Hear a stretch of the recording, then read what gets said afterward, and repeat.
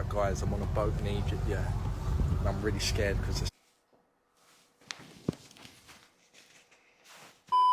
Защо хората искат такива зъби? Много хора идват при мен с желанието от зъбите им да бъдат точно така. Но всъщност, реално те трябва да бъдат така. Това е бяло и това също е бяло. Когато искате зъбите ви да бъдат естествени, те да изглеждат много добре, да са фасети, защото може би искате перфектна усмивка, тогава, моля ви, не искайте зъбите ви да са като тоалетна чиния в цвят, който не отговаря на гамата, която ние имаме. Когато направим един изкуствен цвят, то той няма как да контрастира на нищо, което е свързано с природата.